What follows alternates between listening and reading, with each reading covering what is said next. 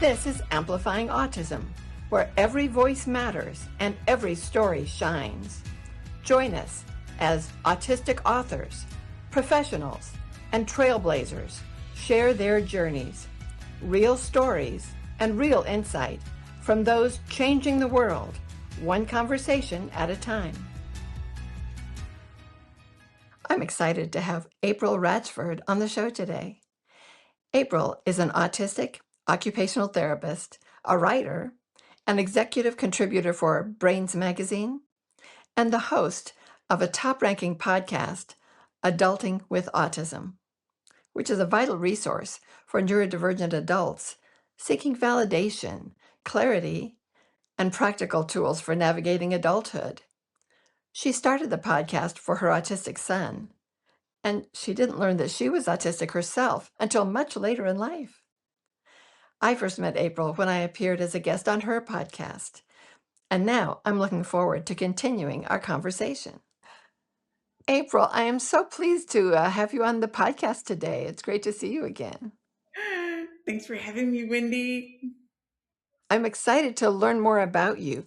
Can you tell me a little bit of your journey or your family's journey into discovering neurodiversity in the family? So, I didn't discover I was autistic until I started my podcast. And it was from interviewing so many people. And then I had that aha moment. And I was like, oh, that's why I got fired and did all the things because I didn't know. And then when I was talking to another expert, they were like, yeah, a lot of women in during menopause don't realize they're autistic until they hit menopause. And I was like, oh, so I wasn't crazy. So, but Yeah. then um, my sister was telling me that my mom was probably undiagnosed autistic as well. Oh. So, um, and then in my baby book, it's written, I didn't speak until I was 2.5. Ah. But I have a cousin who's exactly 7 months to the day behind me, and she's typical. So we mimicked everything together. So, of course, kids follow kids, and no one would notice there was anything wrong with me because I just did everything she did. So they treated us like Yeah. little twins. And then my sister realized that her oldest son was autistic. And back then it was called Asperger's. And she knew, well, I'm not going to give him the label because there's nothing you can do for it in 97. Yeah. So she didn't. Hmm. She had my niece, and we couldn't figure out what was quite wrong with that one because Oh. my son came 7 months behind her, and we couldn't figure out what was wrong with my niece. She would do these weird things, but it was different. Oh. She would ride her bike down the stairs twice. Wow. Yeah, we were like, What's wrong with this one? We couldn't figure it out." She's autistic too.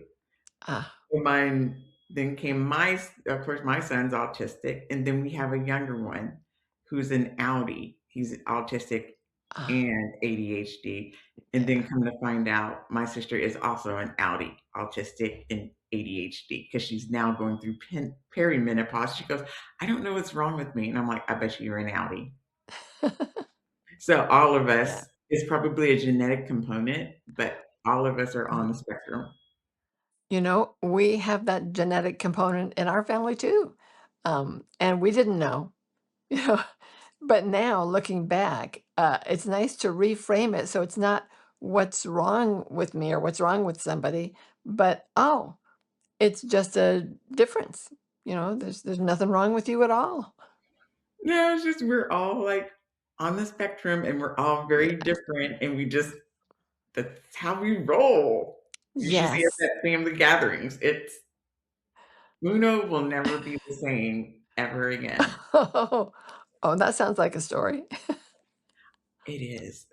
They get so I'm just competitive at Uno. We can't Oh ever my play goodness. Uno at a family function. Oh, it sounds like fun. It is. Now, when we first met, I noticed we have a lot in common. Um, I love your hair, by the way, and the Oh, thank color. you. Yeah.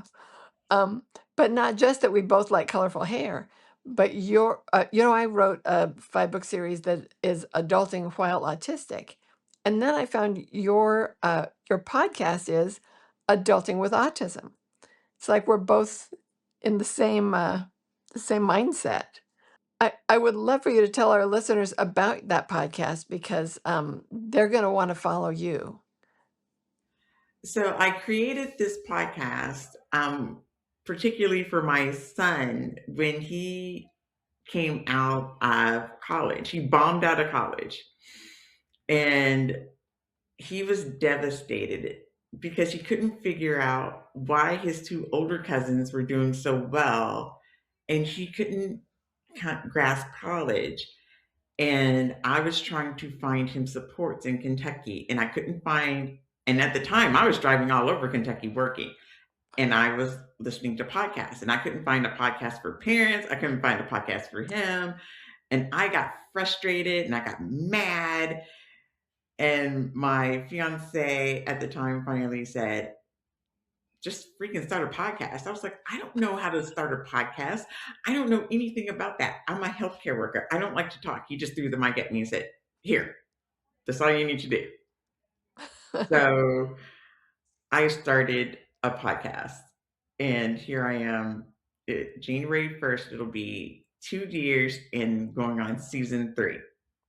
Congratulations. Thank you.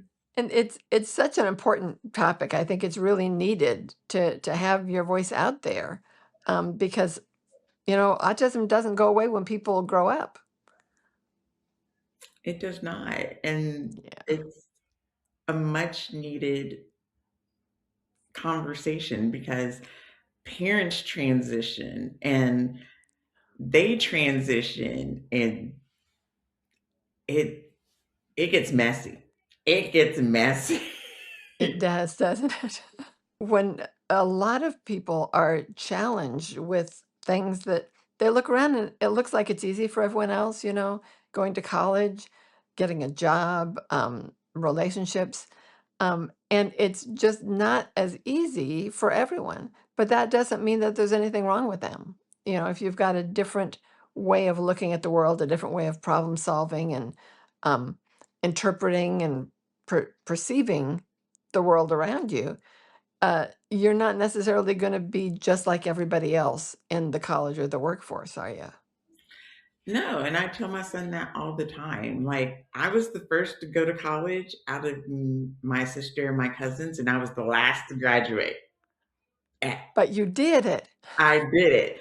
I failed out of 5 colleges. and you never gave up. Like, it's what people need to understand is that you're going to go on your own timeline and your maturity comes with experience. And that's what I told my own kid. Like, I'm not going to tell him I saw his grades and I'm not going to tell him his grades are up because he's going to be so disappointed because he worked so hard this semester because it's not going to be what he wanted it to be. But what he fails to realize is that he did it without autism specific supports. He did it while managing a housing crisis within the first 2 weeks of school, Oh, navigating 2.5 hours away from home. it's hard. He doesn't call me. He used to call me all the time. He doesn't call me anymore. He has his own friends. He learned how to ride a bus himself Good. with his friends. He knew how to get help when he needed help.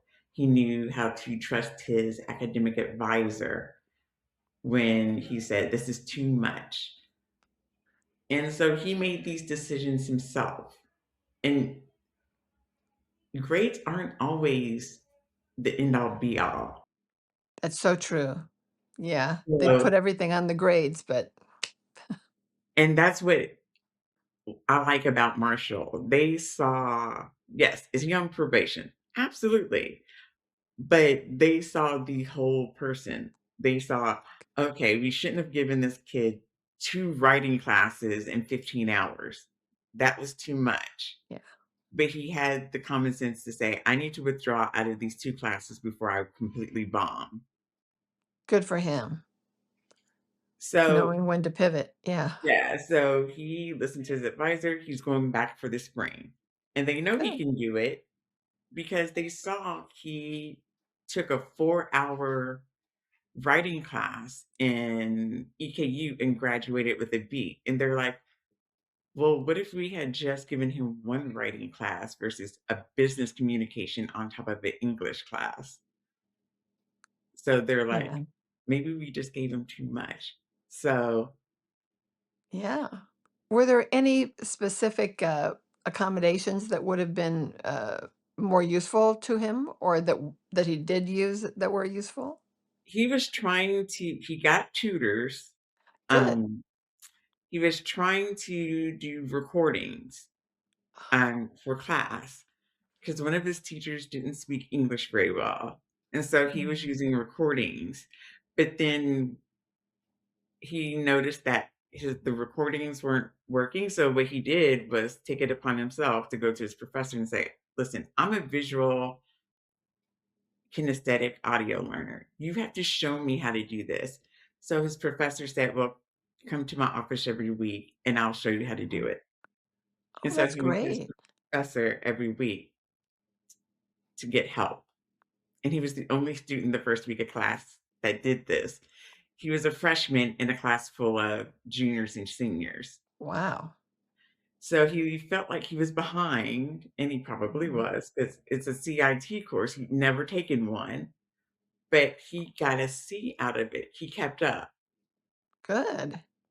So he's like, Yeah. "Ish, I feel like I'm behind." I'm like, you're just maturing faster than you think you are. But and, that skill of advocating for himself, going to the professor and telling him, that is so important. Not everyone is that's not easy for everyone to do, so he should be proud of himself for stepping up for himself. Yeah, and I just told him, I was like, "Get in it." I'm like, "Listen, you're paying for this." I'm like, "Your job is to get in their face so so they Yeah, know who you are and that you're autistic, you need help. You're not just sitting there like a bump on a log." that's awesome. Yeah, and he should be proud of himself. You should. So, you've been doing your podcast for you said 2 years, 3 years? 2 years. 2 years now, 3 seasons. Um, what what can you tell our listeners about what's the main idea of the podcast so that they will come and listen to you? So I try to help with what comes next after you're out there after high school, whether you need coaching, whether you need um, mental health, whether it's relationships, um, finance, whether need help navigating home life with your parents, because that changes. It's not the mom tells me everything role anymore. It's the now you got to navigate both because you're both adults. How Yeah, to advocate for yourself, the workplace, because now you have jobs. What's the red flags?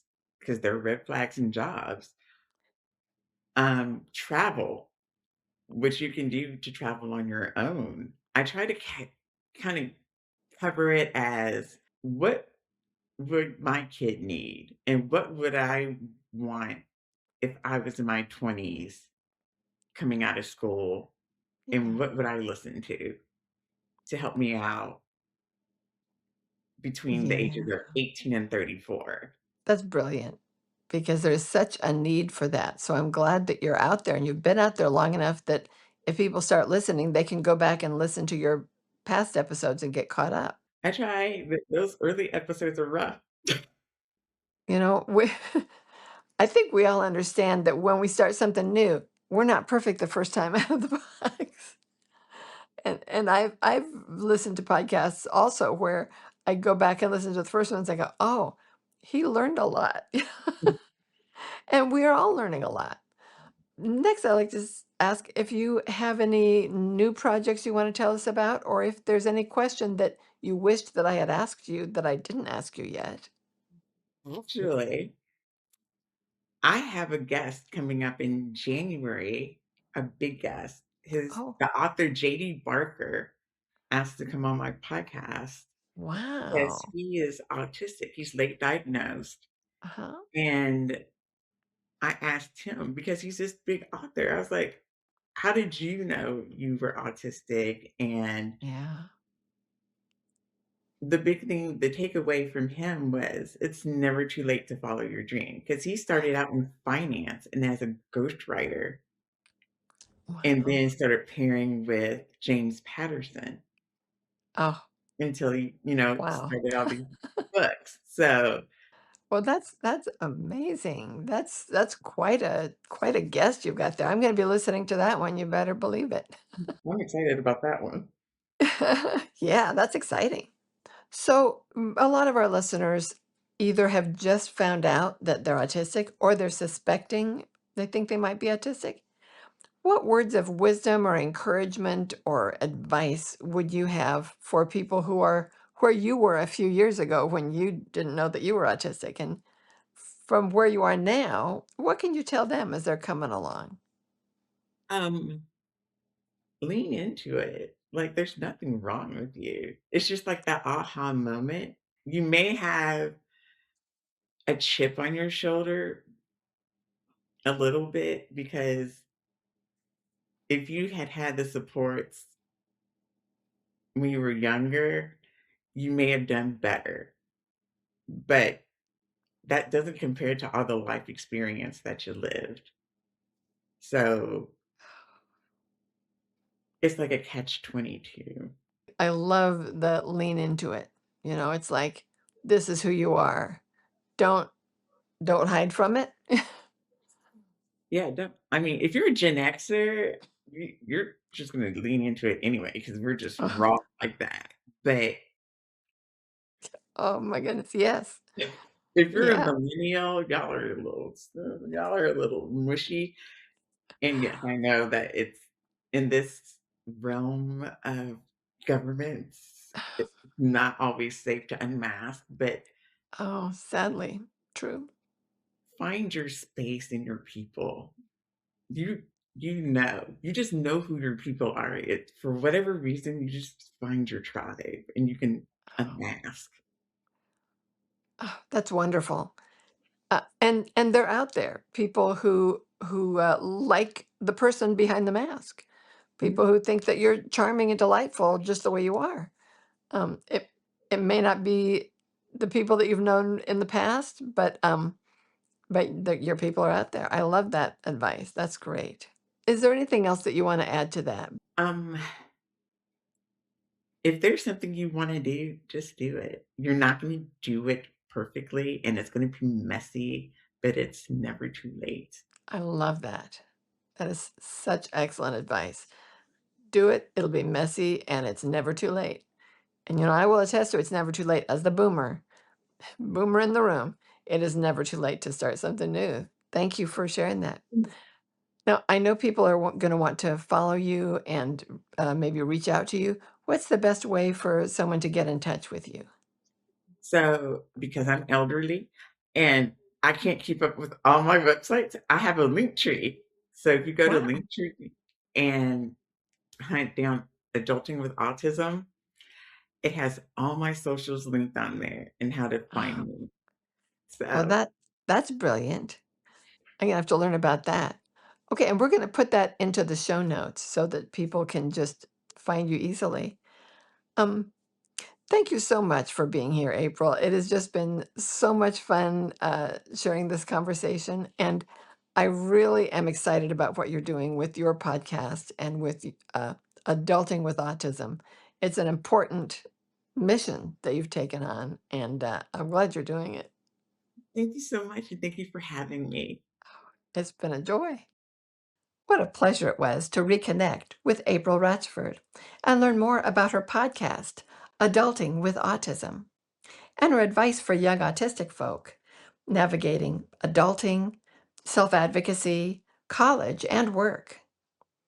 Here are 4 things I'll remember from her advice for newly diagnosed autistic adults. First, lean into it. Second, there's nothing wrong with you. Third, your life experience is valuable. And fourth, find your space, your people, your tribe, where you can unmask and be yourself. I hope you enjoyed this episode as much as I did, and that you'll go listen and subscribe to April's podcast, Adulting with Autism. If you want to be notified of upcoming episodes of Amplifying Autism, subscribe here. This is Wendy Whitcomb Marsh. Looking forward to next time. You've been listening to Amplifying Autism, celebrating the voices that shape a more understanding world. Don't miss the next episode. More stories, more insight, and more voices that matter.